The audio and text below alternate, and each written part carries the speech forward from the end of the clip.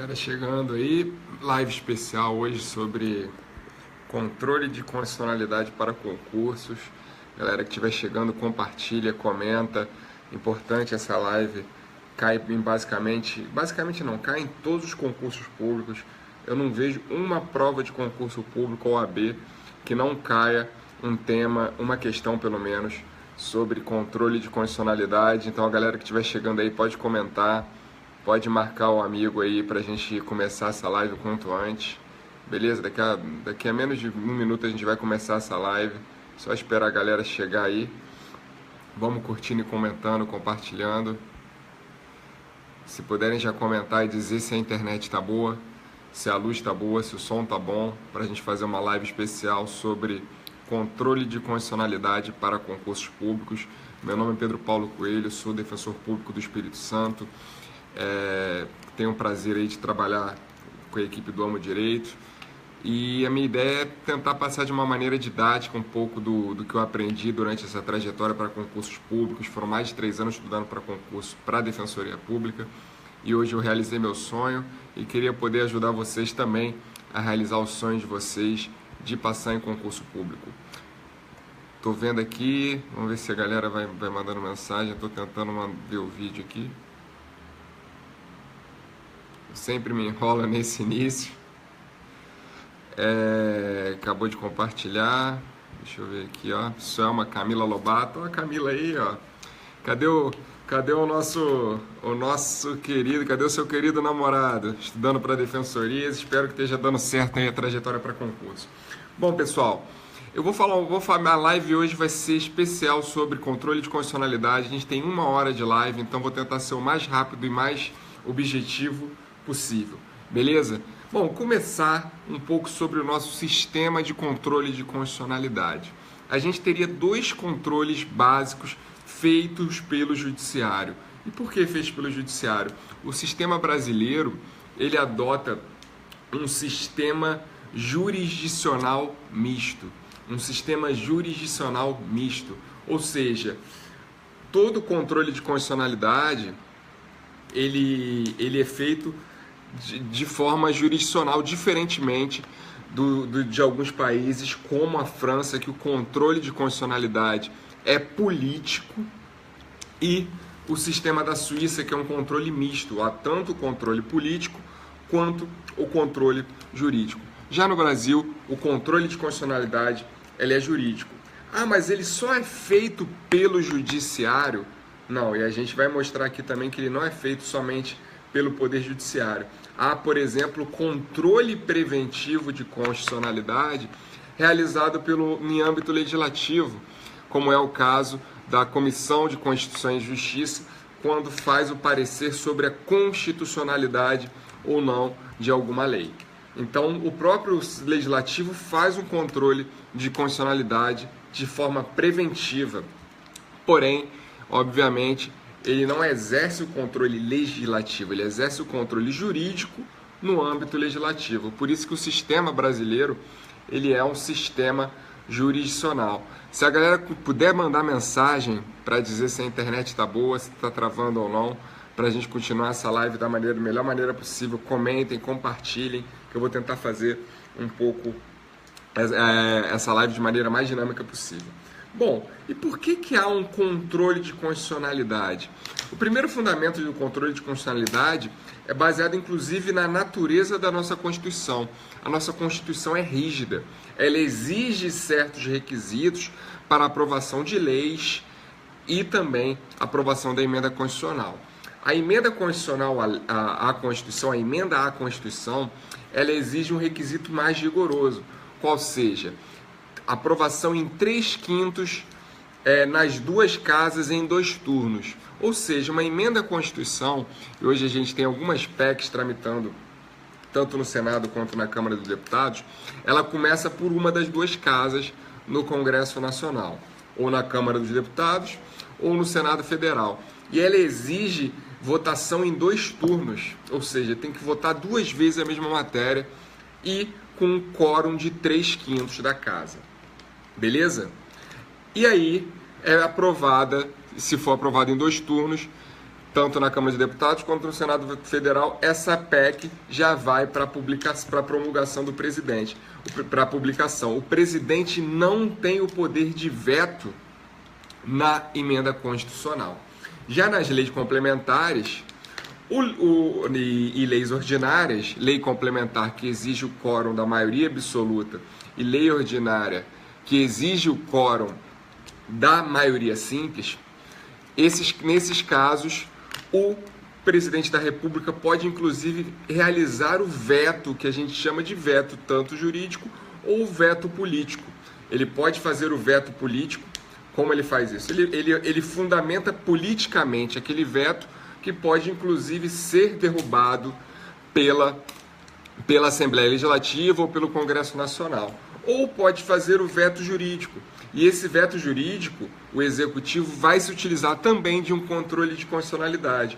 Um controle de constitucionalidade de forma preventiva, porque a lei ainda não está em vigor, e o conteúdo dela é um conteúdo jurídico, é a análise, por exemplo, da constitucionalidade. Então o presidente vai lá e veta uma lei complementar ou ordinária, dizendo que essa lei ela é inconstitucional, por exemplo, ela viola normas constitucionais.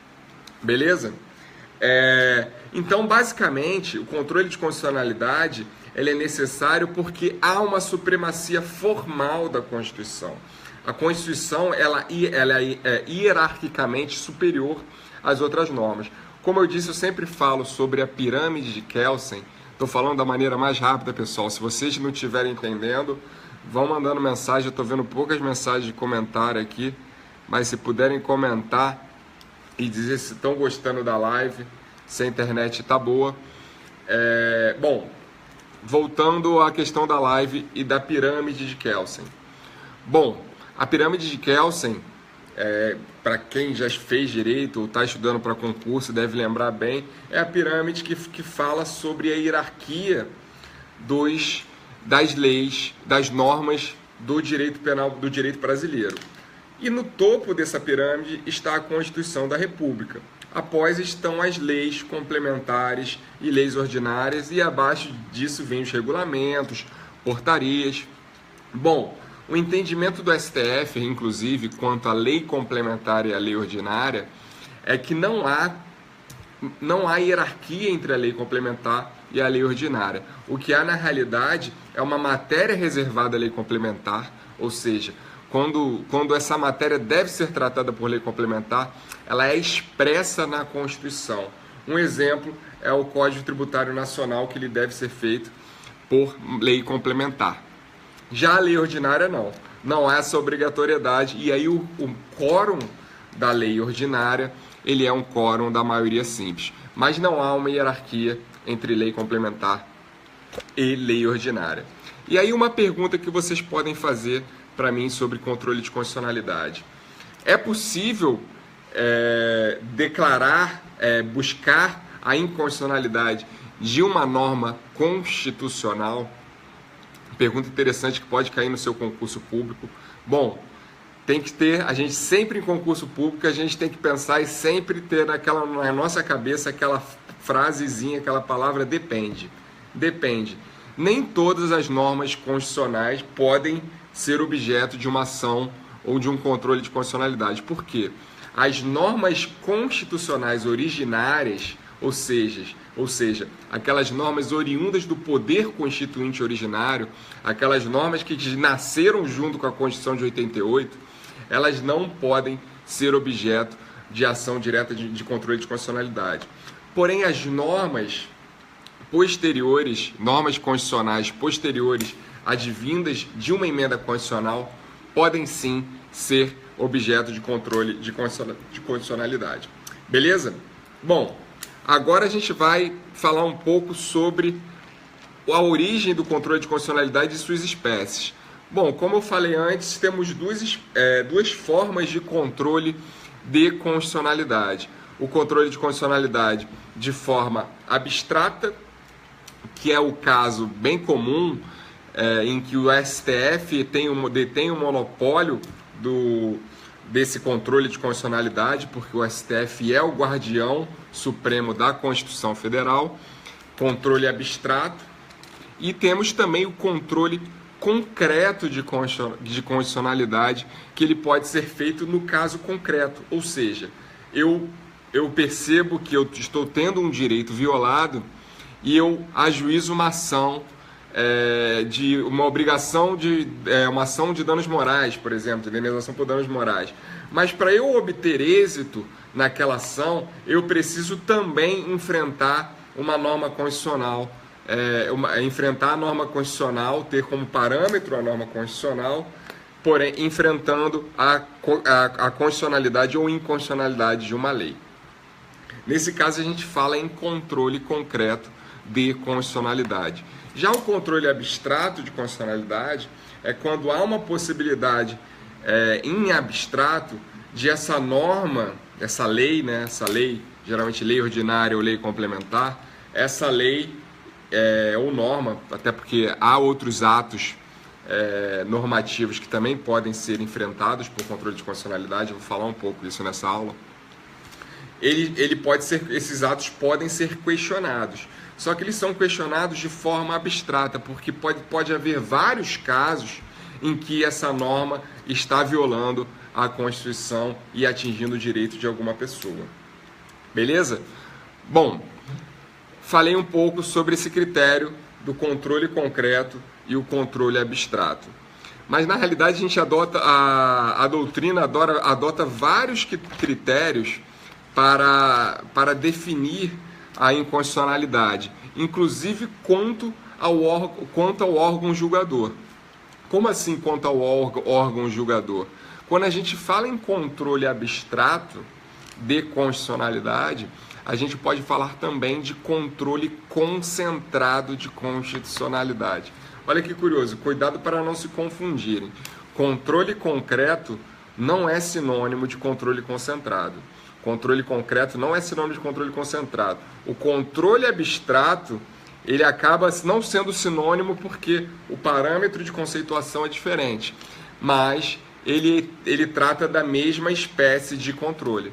E o que é o controle concentrado? É aquele controle realizado por um órgão específico. Aí eu dei o exemplo do STF, ou seja, o STF, por ser o guardião da Constituição, ele acaba fazendo o controle específico, o controle específico, ele acaba sendo o guardião exclusivo detentor do dever de declarar ou não uma norma constitucional.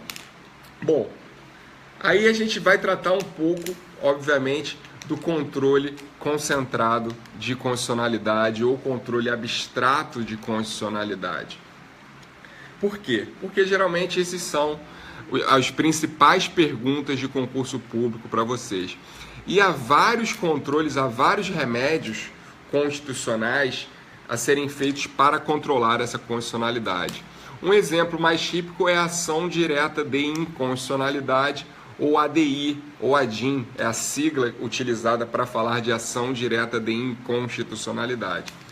Outra ação muito importante, também de controle concentrado de constitucionalidade ou controle abstrato de constitucionalidade, é a ação declaratória de constitucionalidade. Reparem que, quando eu falei de ADIM, eu falei de ação direta de inconstitucionalidade. Quando eu falo de ADC, eu falo de ação declaratória de constitucionalidade. E por que eu falo de declaratória e não direta? Eu poderia falar ação direta de constitucionalidade ou ação declaratória de inconstitucionalidade. Bom, o entendimento que o mais correto é falar realmente ação declaratória de constitucionalidade. Por quê?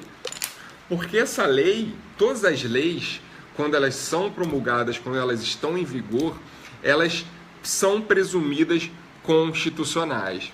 Elas são presumidas constitucionais. Então, por exemplo, quando o executivo está respeitando uma lei, até ela ser declarada inconstitucional, até ela ser determinada como inconstitucional, o executivo está cumprindo a lei e não está violando qualquer norma legal.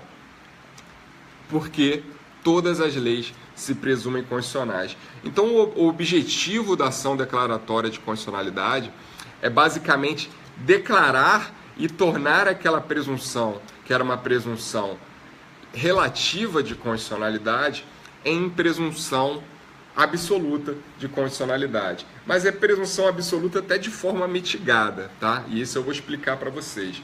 Por que de forma mitigada? Ela acaba interrompendo qualquer debate sobre a constitucionalidade daquela lei, ou seja, gera um engessamento de cima para baixo. O STF, ao determinar que uma norma é constitucional, os tribunais inferiores, né, tribunais superiores, STJ no caso, e os tribunais locais e também os juízes de primeiro grau não podem mais violar, ir contrariamente àquele entendimento do STF na ação declaratória de constitucionalidade. Por isso que ele acaba engessando os outros tribunais e juízes abaixo do STF. Porém, a gente tem que lembrar que esse engessamento ele não engessa o próprio STF. O STF ele pode posteriormente entender pela inconstitucionalidade de uma lei que ele já declarou constitucional. Exemplo, uma lei que naquele momento, a gente percebesse pelo panorama político e econômico, era uma lei constitucional, porém com o tempo percebe-se claramente que aquela lei não mais faz sentido no ordenamento jurídico, pois violaria a Constituição. Há, na realidade, uma interpretação constitucional diversa no momento posterior, ocorrendo o que a gente chama de mutação constitucional. Beleza? Bom, isso é basicamente um pouco sobre a ação direta de inconstitucionalidade e a ação declaratória de constitucionalidade. Bom, a gente pode lembrar também algumas questões importantes sobre as diferenças entre ADI e ADC. Bom, primeira diferença muito grande. A ação direta de inconstitucionalidade, todo objeto violador da norma constitucional, toda norma que viola a norma constitucional é uma norma de âmbito ou estadual ou de âmbito federal. Então a ADI ela pode ser ajuizada para declarar a inconstitucionalidade de uma norma federal ou de uma norma estadual. Já a ação declaratória de constitucionalidade, não. E até hoje não houve essa alteração legal, mas seria bem razoável que houvesse uma parametricidade. A ação declaratória de constitucionalidade, ela só enfrenta normas de âmbito federal. Beleza? Bom, outra questão muito importante sobre controle de constitucionalidade quando a gente fala de ação direta de inconstitucionalidade e ação declaratória de constitucionalidade. Bom, é possível acumular na mesma ação um pedido de declaração de constitucionalidade e um de inconstitucionalidade, obviamente, por dispositivos da lei diversos? Sim, o STF entendeu, inclusive, que é muito razoável, é importante que haja acumulação da ação declaratória de constitucionalidade com a ADI, ação direta de inconstitucionalidade, se for preservar a essência daquela lei. Aí eu dou um exemplo. No artigo 1º, claramente, de uma lei, a lei tem 2 artigos, para ficar bem simples. O artigo 1º de uma lei, ele mostra-se claramente inconstitucional. Claramente inconstitucional. E aí, estamos pensando em ajuizar uma ADI, uma ação direta de inconstitucionalidade. E no artigo 2º, mostra-se claramente que há uma constitucionalidade flagrante, só que há em alguns estados questionamentos sobre essa constitucionalidade ou não. Então é prudente que o STF já declare essa constitucionalidade para encerrar qualquer conflito de decisões nos âmbitos estaduais. Então, ajuiza-se a ação acumulada para declarar a constitucionalidade do artigo 2º e afastar aquele artigo 1º. Muito razoável, o STF já decidiu, é pacífica essa decisão. E também é muito importante a gente falar um pouco, quando a gente fala sobre ADC e ADI, sobre, obviamente, a possibilidade de declarar a inconstitucionalidade parcial daquele dispositivo. E aí é muito interessante porque muitos devem ter ouvido falar sobre o veto parcial. O veto é aquele instrumento político ou jurídico que o executivo faz. O prefeito veta uma lei municipal, o governador veta uma lei estadual e o presidente, por hora, veta uma lei federal. Esse veto, como eu já disse antes, pode ser jurídico, com aquele âmbito, inclusive, da constitucionalidade, e também um veto político, beleza? E também pode ser um veto político, que aí, inclusive, vetos esses com fundamentos políticos, seja a conjuntura econômica, dentre outros vetos.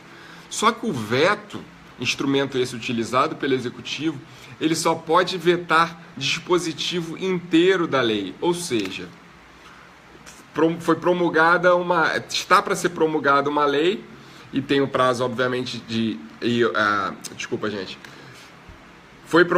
Está para ser promulgada uma lei, está no tempo para publicação e caso o governador não vete, haverá sanção tácita da lei.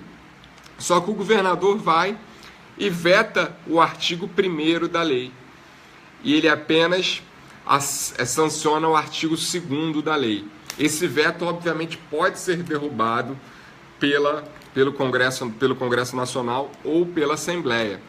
Mas, reparem bem que esse veto ele só pode ser de todo o artigo 1º. Ele não pode ser um veto parcial daquele dispositivo. Ele pode ser de todo o artigo 1º, ou de todo o parágrafo, ou de todo o inciso, mas ele não pode ser um veto dividido naquele dispositivo.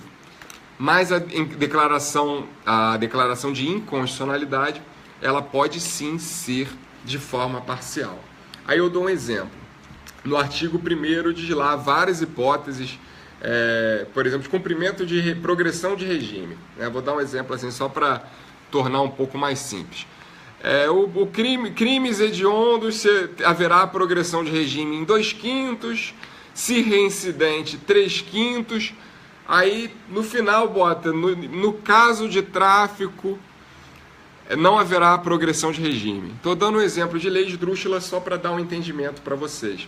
Nesse caso, o STF, o Poder Executivo não poderia vetar apenas a última parte, ele teria que vetar todo o dispositivo.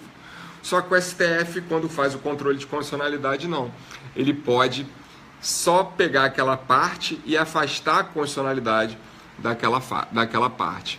Ela pode declarar a inconstitucionalidade daquela parte final, afastando o entendimento da impossibilidade de progressão de regime, como eu disse no exemplo do tráfico, obviamente, um exemplo hipotético. Beleza? Bom, esse é o típico caso da inconstitucionalidade parcial. Beleza, pessoal? E aí a gente vai falando um pouco, vou tentar falar sempre de uma forma bem rápida sobre controle de constitucionalidade. Eu já falei um pouco sobre o controle preventivo de constitucionalidade, temos o momento do controle preventivo e, obviamente, o controle... Deixa eu só ver aqui que tem uma mensagem. Obviamente, o controle repressivo, eu falei um pouco do controle preventivo, já o controle repressivo, ele é um controle... Deixa eu ver aqui... Não sei se as pessoas não estão comentando, eu não sei se a internet está boa. Se puderem avisar se a internet está boa, eu estou falando rápido.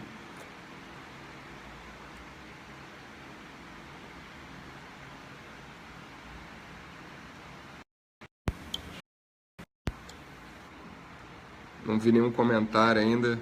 Não sei se a internet está boa, pessoal. Estou falando rápido.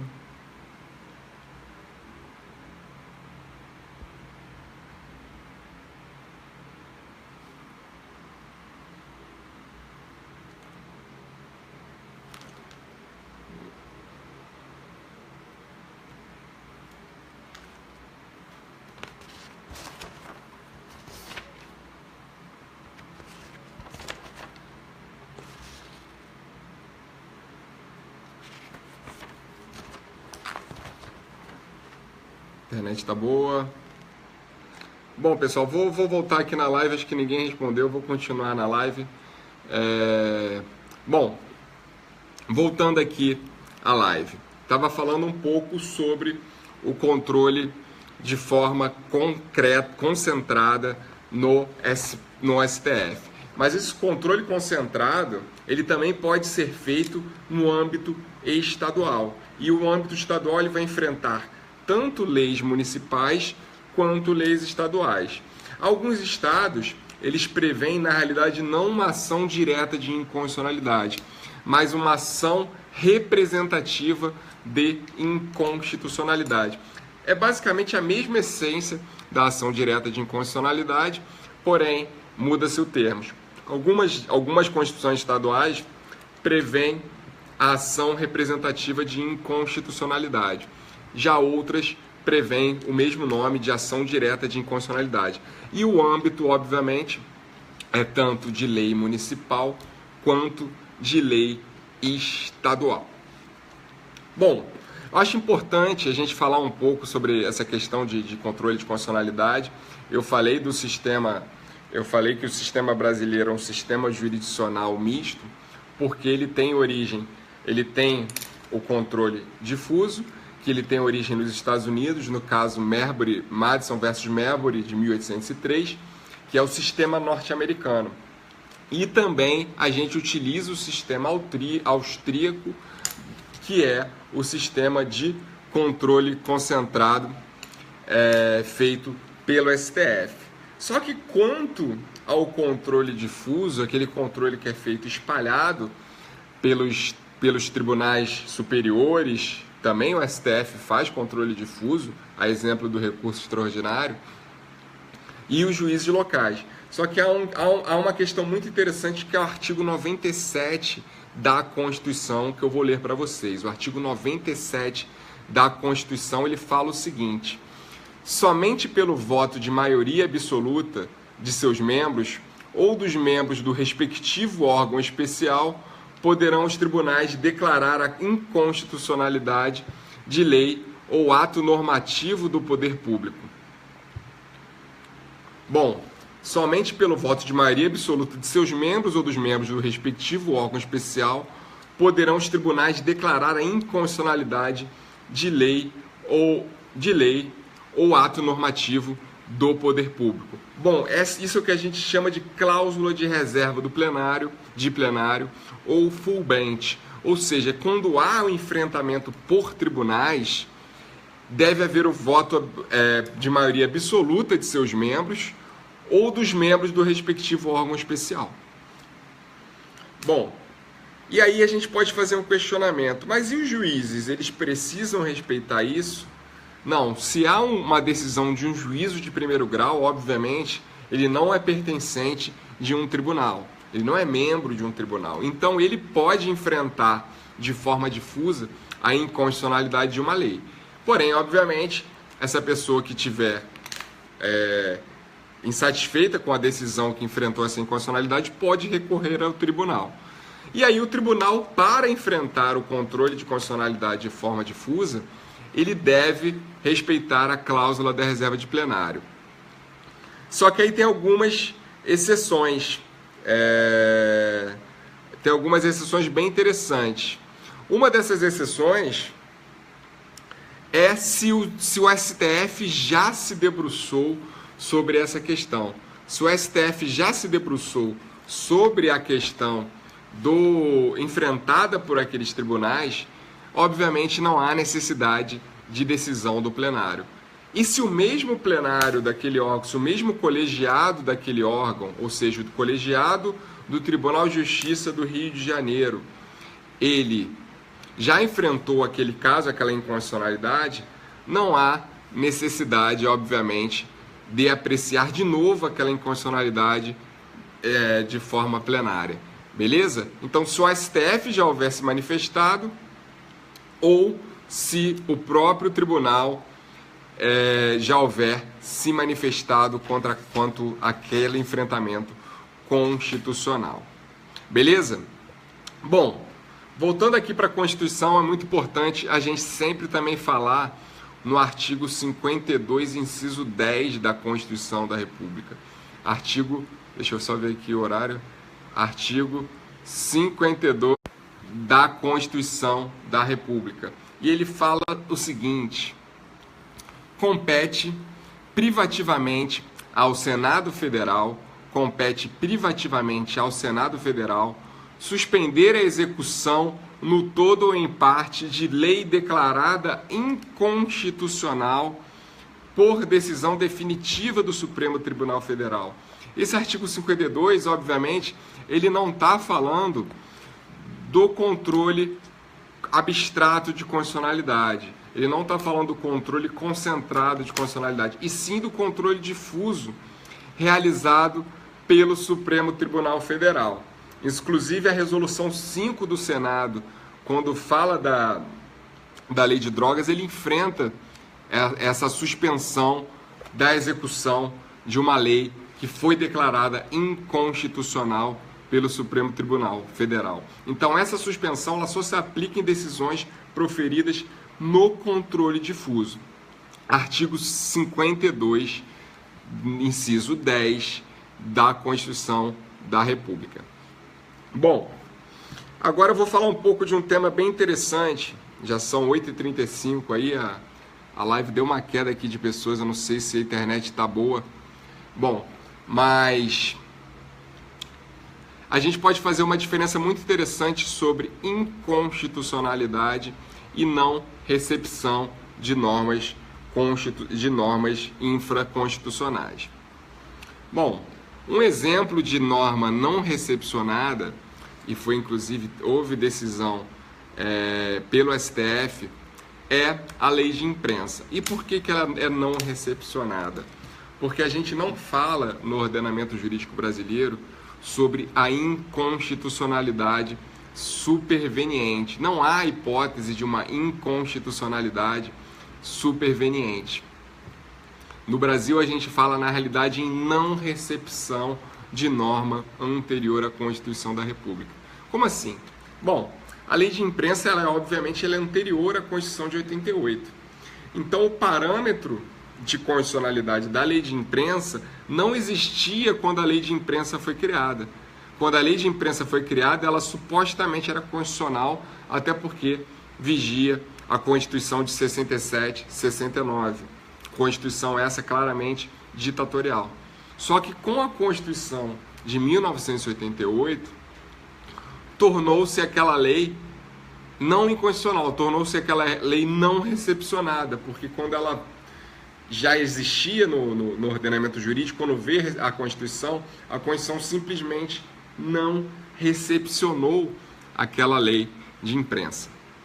Bom, e aí eu posso até voltar a essa questão do artigo 97. Essa necessidade de remeter ao plenário para enfrentar de forma difusa o controle de constitucionalidade só é exigível em normas posteriores à Constituição. Se a norma for anterior à Constituição, não há necessidade de enfrentamento pelo plenário, porque não há, na realidade, um controle da constitucionalidade ou inconstitucionalidade daquela norma, mas sim um controle da recepcionalidade ou não recepcionalidade daquela norma. Beleza? Bom, vamos assim, os temas são muitos, estou tentando correr para a live ficar interessante, e obviamente depois vocês podem assistir a reprise. A gente pode falar de um tema muito interessante, que já caiu muito em concurso, que é a abstrativização ou não do controle difuso. O que seria esse termo doido? Abstrativização do controle difuso. Ele consiste basicamente em conferir aqueles efeitos típicos do controle abstrato, do controle concentrado, ao processo constitucional subjetivo. E qual o principal efeito que seria considerado na abstrativização do controle difuso? Seria basicamente tornar aquele efeito inter partes em efeito erga omnes. Como assim efeito inter partes, efeito erga omnes? O efeito inter partes é aquele efeito que é apenas para a parte. Em todo controle difuso, concreto de constitucionalidade, o efeito é só entre as partes que estão litigando. Se eu estou litigando contra uma pessoa, esse efeito só vai ser gerado, o efeito da inconstitucionalidade só vai ser gerado para aquela decisão. E aí houve um entendimento capitaneado pelo ministro Gilmar Mendes e pelo ministro Eros Grau sobre a possibilidade da abstrativização do controle difuso. Ou seja, se há claramente uma possibilidade de tornar aquele controle difuso de uma forma abstrata, porque enfrentaria diversas outras situações, por que não abstrativizar essa decisão, tornando aqueles efeitos interpartes, inclusive, em efeitos erga omnes?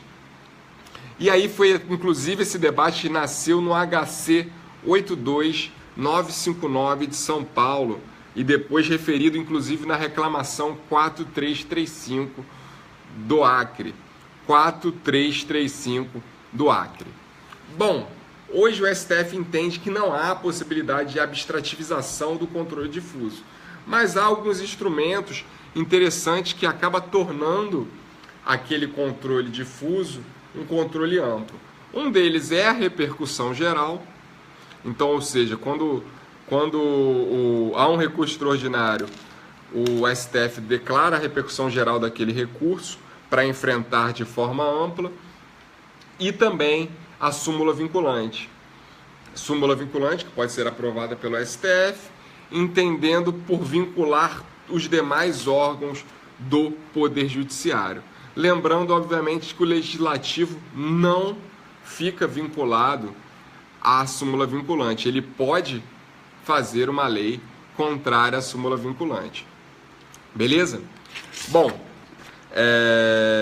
eu acho muito interessante a gente falar um pouco sobre a Lei 8.072 de 90, que é a Lei de Crimes Hediondos, que ela tinha em sua redação original a proibição da progressão de regimes em crimes hediondos e equiparados.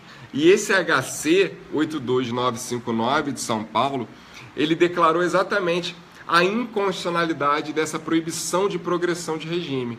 Então,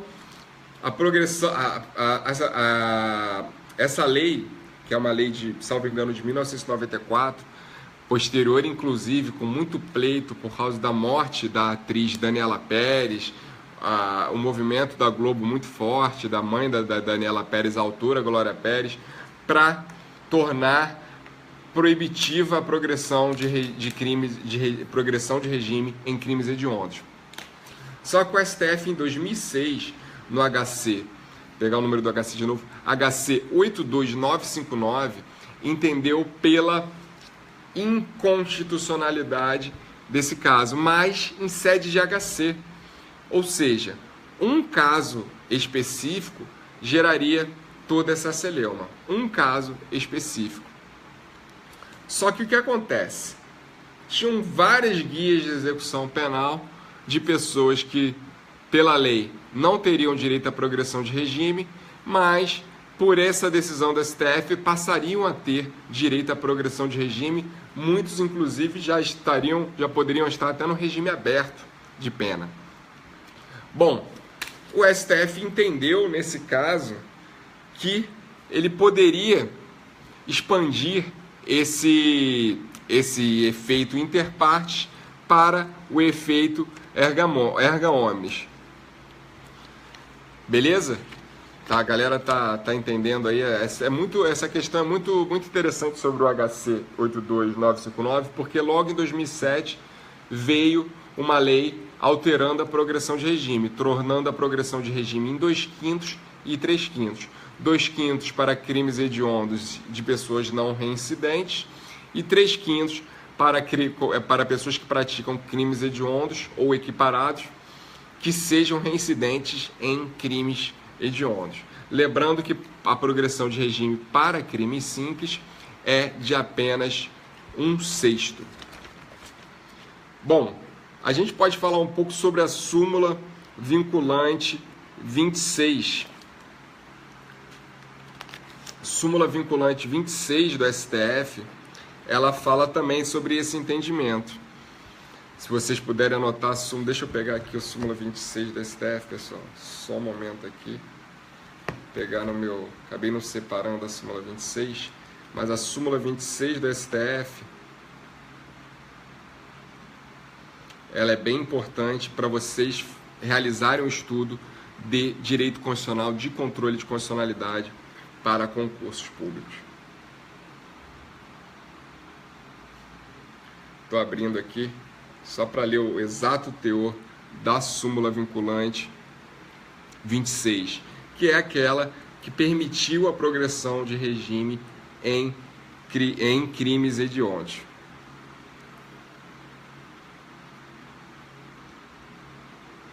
A internet não está ajudando, eu acho que por isso que as pessoas estão... Eu acho que a internet não está boa nessa live. Não vi tantos comentários.